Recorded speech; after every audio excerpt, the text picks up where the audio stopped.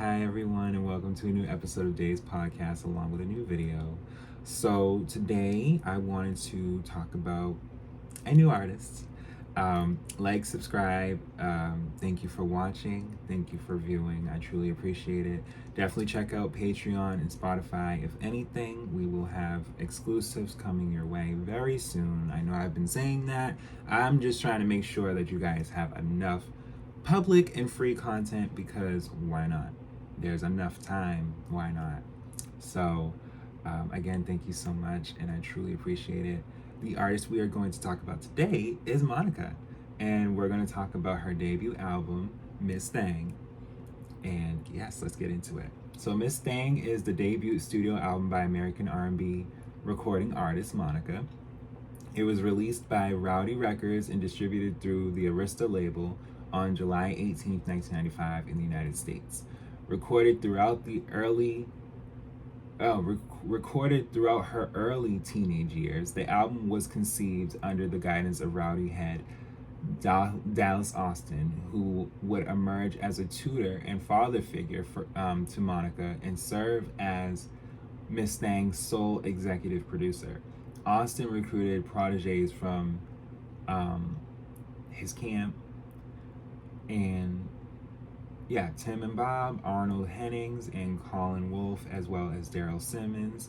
Now, Daryl Simmons, if you had looked at my recent video with Tony, he's worked with her as well. So, I will say this, sounds and collaborations with artists over time, they were showing the sense that writers and producers can get their dues.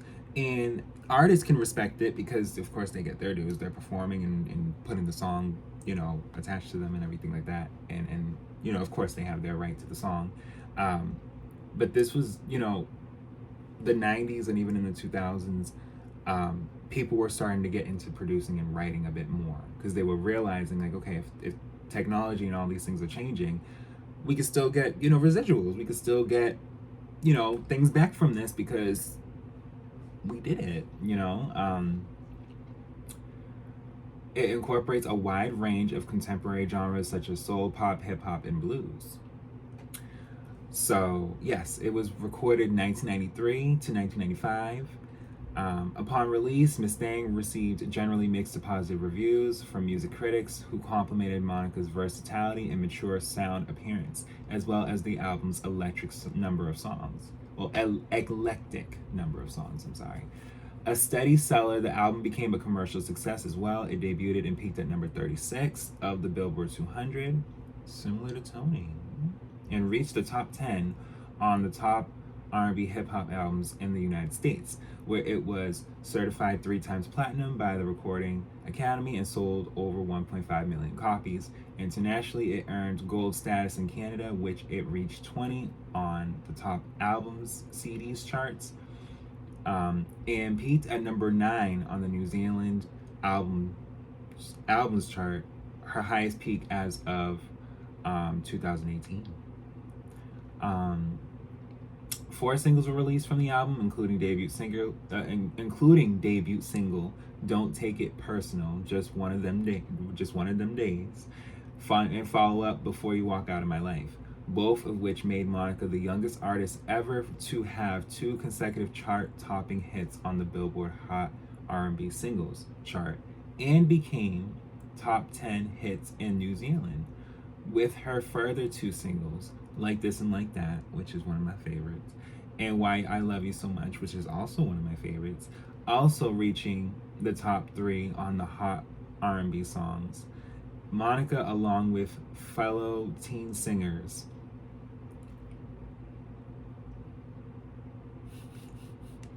we talked about this. Let me get back. Hold on. Also reaching the top 3 on the Hot R&B songs, Monica, along with fellow teen singers Aaliyah and Brandy, established herself as one of the most successful R&B female vocalists to emerge during the mid to late 1990s. It also earned her 4 Soul Train Music Awards nods as well as American Music Award and Billboard Music Award nomination each. So we talked about this with Aaliyah's self-titled and Aaliyah's Age Ain't Nothing But a Number and Brandy's self-titled, where I was saying when Aaliyah was emerging and coming out, we had Tony. We had just received Janet again. We had Monica on her way. As they're saying, 93 was when she was pretty much recording. And we already had Whitney and Mariah, and we already had we had SWV, we had In Vogue, we had just all these different artists coming out. And what I wanted to emphasize, whether it was with Aaliyah and Brandy, and not singling anyone out, was the fact that that's tough. This is, Monica had her own fight, Brandy had her own fight, and Aaliyah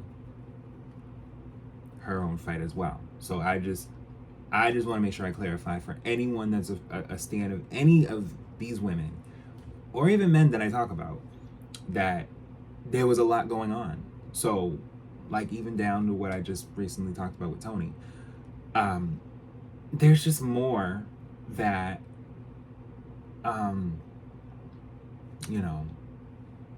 that the world was needing at that time. So, yeah, let's get into the background here. In 1992, after winning a series of local talent contests, Monica has her, like I said, own story. Monica was introduced to music producer in Dallas Austin. Yes.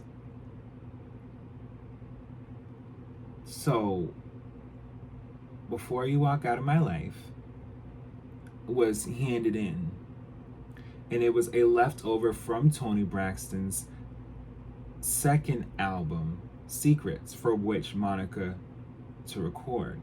So Before You Walk Out of My Life was going to be a song that would have been peering into 96 for Toni, but they didn't use it. They said, hey, Monica, do you want to do this song? And it's something, because I literally said this today, and this is me being real with y'all. They have similar tones in the way that they project their octaves. So they're completely different artists. One's younger than the other, of course, but it's just, at that time, you say to yourself, this can still work for this artist, and this other artist, it'll more or less intertwine what they're going to do, because they're so different, and they could still stand with each other and be like, yes, because it's not really a bad thing to work with similar producers and writers. The only difference is when the artists themselves give their artistry separately to them. You know what I'm saying? So it's like, Monica can do a song like it's being documented here, where Before You Walk Out of My Life would have been a song from somebody else, as opposed to Toni could have had a song that could have been from somebody else, or even where it may have been Monica's. You never know. But more or less the other way around, you never know. But I wouldn't say. It could go either way. With much of the album being recorded during her years of 1993 and 1995, her teenage years, Monica has described the period as hard work. Like I said, it was more from the stress I put on myself than it was pressure from others, she said. There were so many young artists releasing records, and I wanted to stand out. I was a regular female growing up in the inner city, and I wanted to be who I was. Throughout the recording process, Arnold ensured the album's music and lyrical content reflected her persona. As a result, she vetoed some of the songs selected for the album. I was very assertive in making sure the album was really me, she said in an interview with Billboard. How can you show your feeling in a song when it's about something you don't know about? Commenting on the album title, Monica later elaborated, Dallas Austin would bring producers in the studio to play records for me, and I'd be quick to say no if I didn't feel it. I would be quick to say no. If I didn't feel it, I knew who I was, and I knew who I was and what I wanted to say. That's where Miss Thang came from. He'd say, Miss Thang don't like it. So, yes.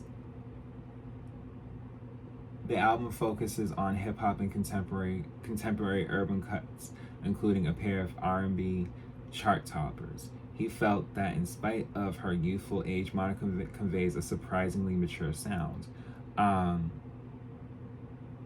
Yeah, that was from a review from Allmusic. The album didn't do too bad. I think what it was is, yeah, there's 16 tracks, including a bonus track. You know, there was enough songs, and what I had realized in previous releases from artists before Monica, for some reason with their debuts, there'd be less songs. And so it kind of made people feel like, well, where's the rest? Or when are they going to release more because this is great? Or there was just the attention span of whatever time that was for that particular release where it's like, this was enough. You never know. But I just feel as though, like I said with Tony, and like I'm going to say with any other artist thus far, and even who I've probably already talked about, stream their music, buy their albums, listen to them, like really be a fan, because you know, even if you're gonna watch their videos on YouTube, you know, like look at them and embrace them, because at the time when this was going on, you know, I can't say that things weren't cheaper. So it's not like we couldn't have bought certain things, you know. These sales weren't for no reason. Okay. But yes, let's talk about the track list. So track 1 is Miss Thang. Track 2 is Don't Take It Personal, Just One of Them Days. Track 3 is Like This and Like That. Track 4 is Get Down. Track 5 is With You. Track 6 is Skate. Track 7 is Angel. Track 8 is Woman in Me. Track 9 is Tell Me If You Still Care. Track 10 is Let's Straighten It Out.